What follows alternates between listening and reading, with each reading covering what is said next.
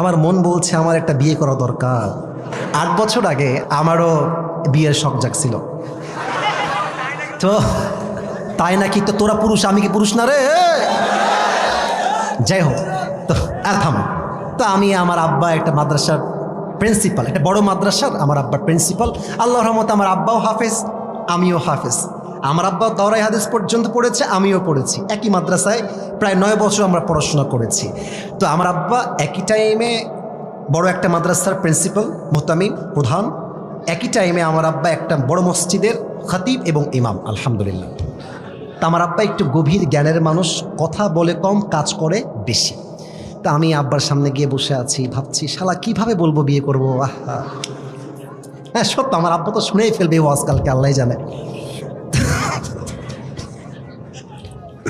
তা আব্বাকে বলবো, কিন্তু আমরা কিন্তু আব্বাদেরকে বলতে চাই যে আব্বা একটা বউ লাগবে, কিন্তু সাহস আর সম্মানে কুলায় না যুবক ভাইরা। তো যাই হোক, অনেক লজ্জা টজ্জা কাটিয়ে আব্বাকে বললাম যে আব্বা, আমার মন বলছে আমার একটা বিয়ে করা দরকার। এভাবেই বলেছি যে আমার বিয়ে করা দরকার বলে আমি মনে করছি। তো আমার আব্বা শোনার পরে আমার দিক তাকাই আছে, আর মনে মনে ভাবছে শালা নিজে শুধু আমার টাকা দিয়ে আর তুমি নিয়ে আসবা বিয়ে করে বউ, খাওয়াবে কিটা? কিন্তু আব্বা রাগী মানুষ, কিন্তু রাগ কন্ট্রোল করে বসে আছে। তো আব্বা বললো যে আব্বা শোনো, আমি আবার আমার ক্লাসে এবং পুরো মাদ্রাসায় 1 নাম্বার ছাত্র ছিলাম। এটা কিন্তু শো অফ করে কী লাভ? যুবকরা আমাকে 1 নাম্বার হলেও ভালোবাসতো, আমি ফেল হলেও যুবকরা আমাকে ভালোবাসতো, এটা আমার বিশ্বাস।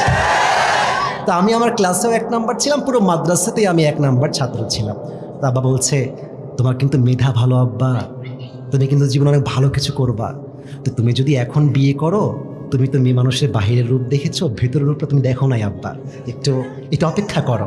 কারণ কি জানেন, মেয়েদের মন হচ্ছে আকাশের মতো, আজকে ঝড়, কালকে বৃষ্টি, তারপরে মেঘ, তারপরে রোদ। আজকে বলবি তোমাকে ছাড়া কাউকে ভালো লাগে, হ্যাঁ তোমাকে ছাড়া কাউকে বিয়ে করতে পারবো না জান। তারপরের দিন একটা বেটার অপশন পেয়ে গেলে তোমাকে গুল্লি করে টাকাওয়ালা যুবকের সঙ্গে বিয়ের পিড়িতে বসে যাবে। মেয়েদের মন পাল্টাইতে সময় লাগে না ভাইজান।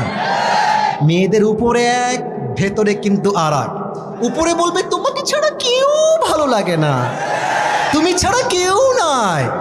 আর মেয়ের মা তো আর এক রকম। যখন বিয়ের জন্য পাত্রী দেখতে যাবা, মেয়ের মা বলবে আমার মেয়েটা এত ভালো, আমার মেয়েটা না স্কুলে কখনো একা যায়নি, আমি নিয়ে গিয়েছি। আমার মেয়ে না কলেজেও একা যায়নি, আমি নিয়ে গিয়েছি। আমার মেয়েটা একদম মাসুম, দুধে ধোয়া তুলসী পাতা। কত দুধে ধোয়া তুলসী পাতা! বিয়ের পরে মোবাইল ফোনটা চেক করবা, দেখবা 1 ঘাটে নয় 12 ঘাটে পানি খেয়ে বিয়ে করেছে। তবে সব মেয়েকে আমি আসিফ হুজুর এক পাল্লায় মাপি না। তো যেমন খারাপ মেয়েও আছে, তেমন ফাতেমার চরিত্রবান মেয়েও এই বাংলাদেশে আছে। তোমার আব্বা বললো যে আব্বা আমার মতামত হলো তুমি একটু পরে বিয়ে করো, মাস্টার্সটা কমপ্লিট করো, थोड़ा सा पैसा कमा लो, फिर से शादी कर लेना। কিন্তু আমার মন তো মানে না। আমি বললাম আমার বউ এখন লাগবেই আব্বা। তো আমার এখনো মনে আছে, আমার আব্বা আমারে বললো যে তুমি এখন বাসায় যাও, আমাদের জন্ম কিন্তু খুলনায় আমার জন্ম। তো খুলনার ভাষা আব্বা বলছে তুমি একটু বাড়ি যাও, তোমার সঙ্গে আমি কালকে কথা কবানি, আব্বা বাড়ি যাও। তো বাসায় আসছি, ওই দিক থেকে আমার আব্বা আমার মাকে কল দেবো তোমার ছেলে টাল হয়ে গেছে, আর তার ছিঁড়ে গেছে, ওকে একটু বুঝাই বলো। বাসায় ঢুকে দেখছি আমার মা অ্যাকশনের মোড়ে চলে আসছে। কিরে তোর আব্বাকে কি বলছিস তুই?